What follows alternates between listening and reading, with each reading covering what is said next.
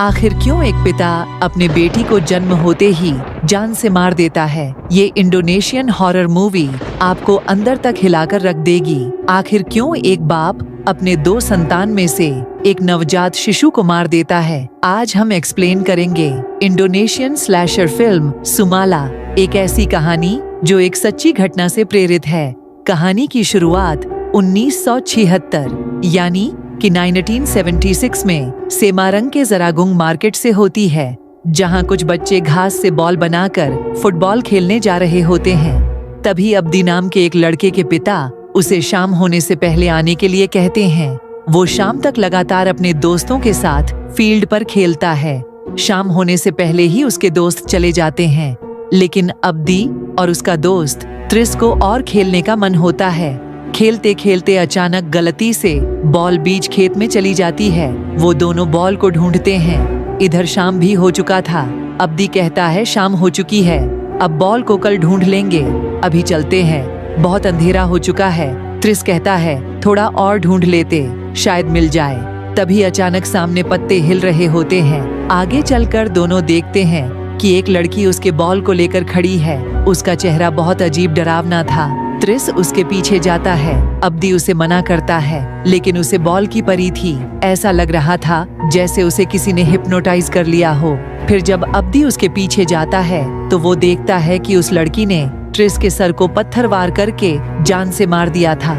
अब्दी जल्दी ही भागकर गांव वालों को बुलाकर लाता है। शॉकिंग बात यह होती है कि ट्रिस की बॉडी वहां पर नहीं होती है, बल्कि उसका खून सिर्फ होता है। लेकिन चारों तरफ ढूंढने के बाद नदी में एक पत्थर के ऊपर त्रिस की सड़ी हुई बॉडी मिलती है। ये देखकर सारे ही लोग शॉक्ड हो जाते हैं। फिर अगले दिन त्रिस के पिता को ये लगता है कि अब्दी उस लड़की के बारे में कहानी बना रहा है, बल्कि वो खुद ही ट्रिस को मार दिया होगा, क्योंकि आखिरी टाइम वो ही इसके साथ था। इसलिए वो अब्दी को सजा देना चाहता था।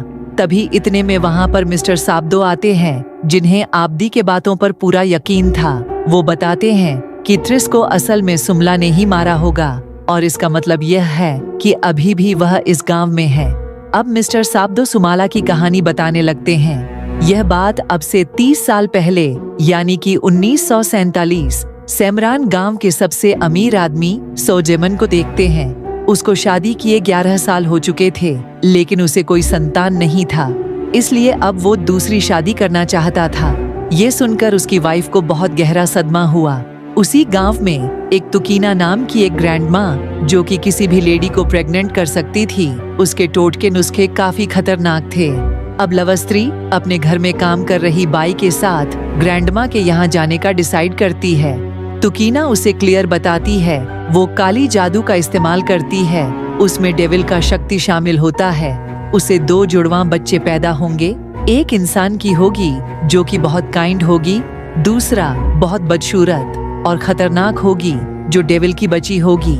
लेकिन एक चेतावनी थी कि उन दोनों को 10 साल तक बहुत प्यार से पालना करना होगा। उसके बाद डेविल अपने बच्चे को ले जाएगा और तुम अपने बच्चे के साथ रह सकती हो, जो कि इंसान की होगी। अगर डेविल के बच्चे को कोई भी नुकसान होता है तो सब तहस नहस हो जाएगा, सारा खानदान मिट जाएगा। लवस्त्री इस बात से डर तो गई थी, लेकिन कोई दूसरा रास्ता भी नहीं था। वो डेविल के साथ डील करने के लिए मान जाती है। अब तुकीना खून में कुछ मिलकर लावस्त्री को पिला देती है। साथ ही साथ वो कुछ मंत्र भी जाप कर रही थी। अचानक लावस्त्री का शरीर अकड़ने लगता और प्रेग्नेंट हो जाती है। कुछ देर में तुकीना का तंत्र मंत्र पूरा हो जाता है। वो लवस्त्री से कहती है कि 2 महीने बाद डिलीवरी हो जाएगी। अब हम 2 महीने बाद देखते हैं कि लवस्त्री वाकई में 2 जुड़वा बच्चों को जन्म देती है। बच्चों के रोने की आवाज सुनकर सोजेमन अंदर आता है। दूसरे बच्चे को देखकर सोजेमन बहुत डर जाता है। उस बच्चे का चेहरा बहुत अजीब डेविल जैसा था। वह जल्दी बाहर से एक डैगर लाता है और डिफॉर्म बच्चे को जान से मार देता है। अब कहानी आगे बढ़ती है। अब हम 3 साल बाद देखते हैं। 1950 में जो बच गई थी उसका कुमला नाम रखा गया था, लेकिन वह लेफ्ट साइड से डिसेबल होती है। कुमला रोज अजीब अजीब हरकतें करती थी। हर वक्त रोती रहती, चीजों को इधर उधर फेंकती। इसलिए उसके पिता उसे शेड में बांधकर बंद रखते थे।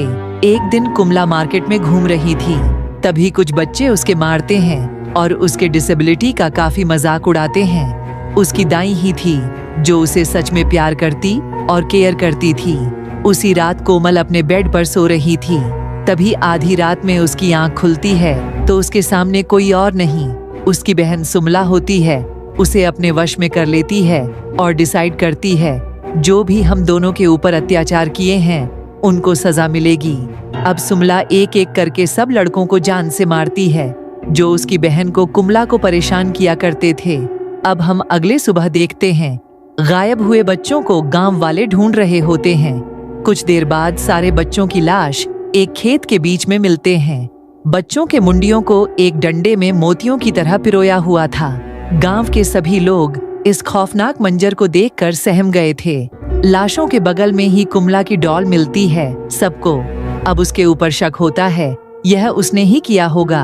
अगले दिन गांव वाले सोजेमन के पास जाते हैं लेकिन वह अमीर होता है, चाहकर भी कोई कुछ नहीं कर सकता था, इसलिए गांव वाले वापस चले जाते हैं। अब सोजेमन को लव स्त्री के ऊपर शक होता है कि उसने यह सब क्या होगा।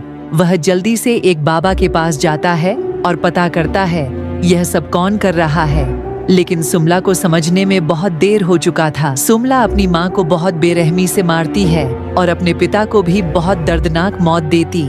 इतना वायलेंस है कि मैं YouTube पर दिखा नहीं सकता। इस तरह से सुमला का बदले की आग शांत होती है। लास्ट में दिखाया जाता है वो उसे भी मार देती है जो उसकी माँ की हेल्प करता है। शायद बहुत जल्दी ही पार्ट 2 भी आने वाला है। गांव वाले कहते हैं सुमला का अस्तित्व आज भी मौजूद है।